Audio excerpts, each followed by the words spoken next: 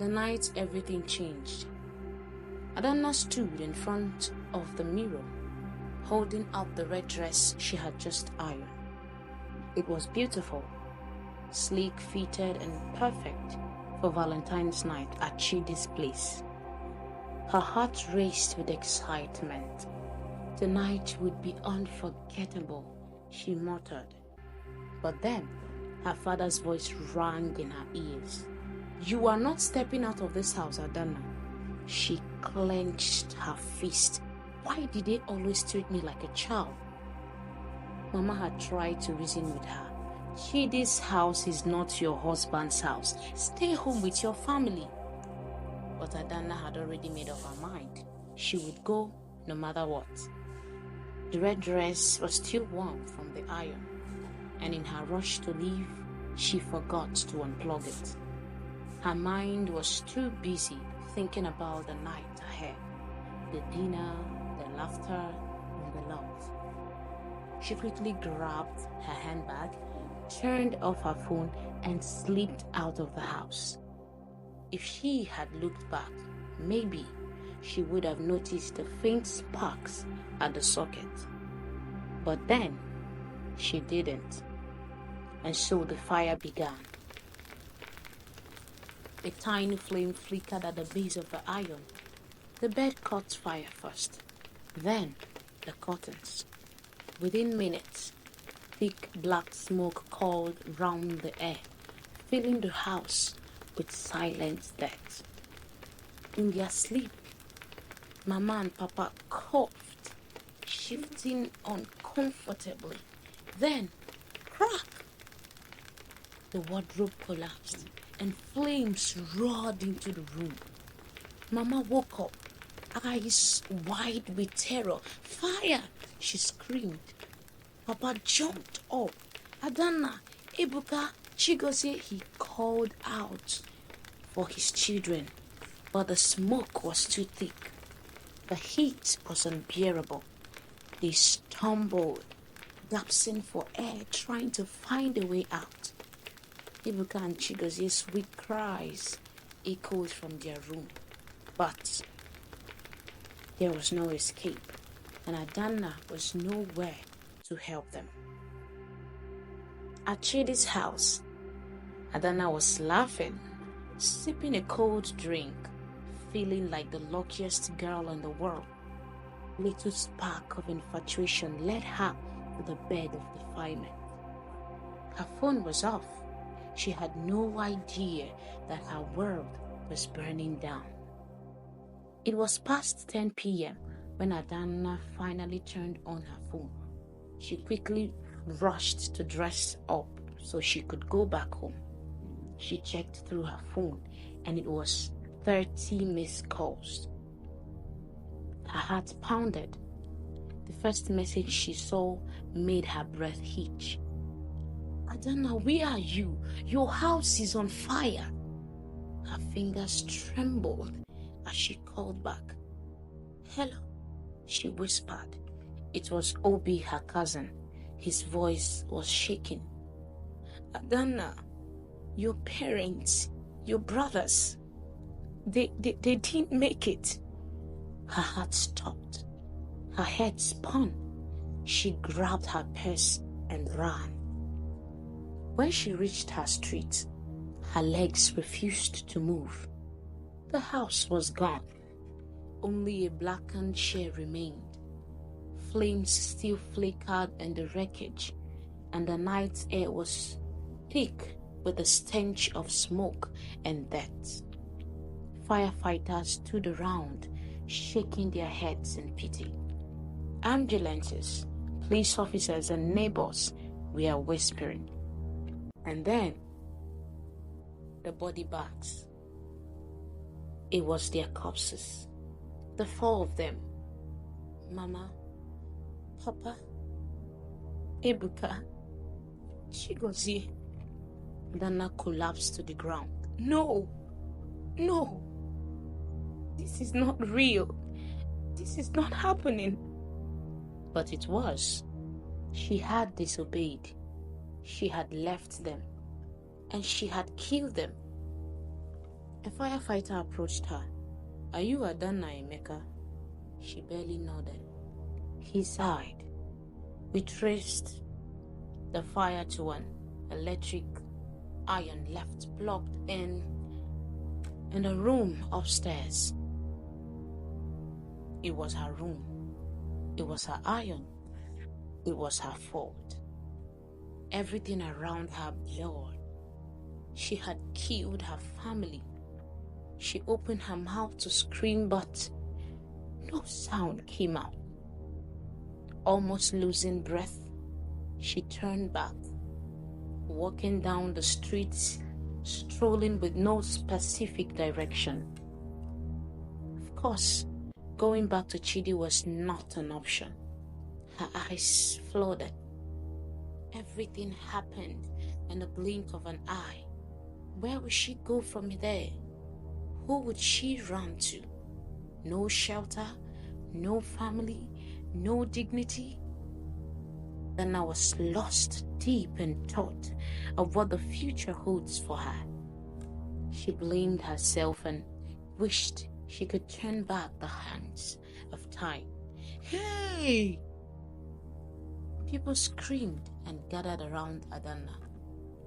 She had been knocked down by a car. The driver fled like he was on a race. Adanna was seriously bleeding on her head. Just then, a good Samaritan woman halted to observe the crowd. She rushed out only to find a young girl in her early 20s bleeding profusely. She took her into her car immediately and drove straight to the hospital. Adanna was taken towards 024, a private ward at Zoe Hospital, for proper administration. For over 4 hours, she was still unconscious, battling between life and death. No one could tell if she would survive. Adanna was already tired of life and wished for death. So, at that moment, it was only God who could decide if she would live or die. Mrs. Linda, the Good Samaritan, stayed by her side all night, praying for God to show her mercy. She stared at her for minutes, having this strong bond with her and believing in how beautiful her future was. On the 8th hour, 8:00 a.m., which was already a new day, Adanna's finger flicked, and slowly she opened her eyes. "I wish I died," she said with warm tears going down her chin. "No, don't say that," Mrs. Linda cut in. "You can't die now. You'll be fine," she added. Mrs. Linda called the telephone in the room and doctors came in to attend to her. After a few days, Adanna was discharged from the hospital. She followed Mrs. Linda to her house. She received a warm welcome from 2 beautiful young ladies of her age. They were Mrs. Linda's twin daughters. Adanna felt good for a while, but was struck again by the words of the firefighter. The fire was traced down to an unplugged iron in a room upstairs. She broke down in tears uncontrollably. Mrs. Linda took her to her room to console her. Then Adanna told her the story of her life, and Mrs. Linda introduced herself, telling her that there are people with worse pasts, but they survived. All they did was find courage and strength in Jesus. And that was how Adanna gave her life to Christ. Mrs. Linda was a Christian personal development coach at the TEM Global Organization. She took Adanna in as her own and took care of her. Adanna was currently in her final year as a student of mass communication at the University of Ibadan when the accident happened. She found hope and peace. She told Mrs. Linda her new mom that she didn't want to go back home to find any relative. She said she doesn't want to go back to her past. Mrs. Linda simply smiled and told her that she would go back at the right time. One day, Adana woke Mrs. Linda by midnight for a discussion. She said, "I've thought about this over and over, and I can't wave it off my head and my heart. I don't want young ladies like me out there to make the same mistake that I made. I want to share my story with as many young ladies as I can. I want them to know that there is hope for every living soul and that there is no life that Jesus can't fix.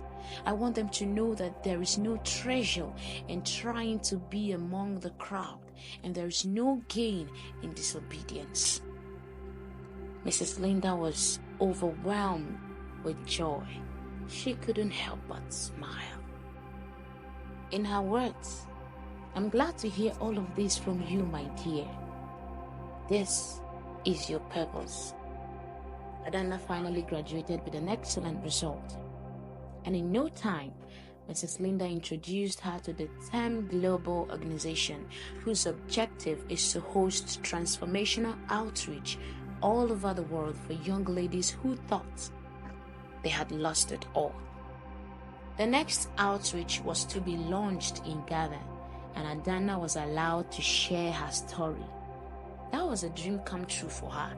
She was thrilled, so she prepared prayerfully. It was her first time in Ghana. She was excited and couldn't wait to be called up to speak to a multitude of young ladies. About an hour into the program, she was called out to speak. She confidently graced the stage like she's been speaking all her life. After the clapping ovation, there was a sudden silence on the field. Then she started. "I can't believe my life. The last year and 7 months were like darkness for me. But now I see, I have light, and I am that light. And my question still remains. Is this how God can fix a broken life?" Adana continued with the rest of her story and left the crowd sobbing. Mrs. Linda hugged her when she came down from the stage. The TEM Global Organization recorded its highest testimony from that particular outreach. Mrs. Linda was so proud. Adana felt fulfilled. The TEM Global Organization made her an ambassador and showered her with a lot of gifts. This is the end of the story. Moral lesson. 1. Indeed, there is no broken life that Jesus can't fix. 2. Obedience is protection. When parents warn you, they see what you don't. 3. One careless mistake can destroy everything. Always unplug appliances. 4. A single moment of disobedience can lead to lifelong regret. Don't forget, there is no broken life that Jesus can't fix.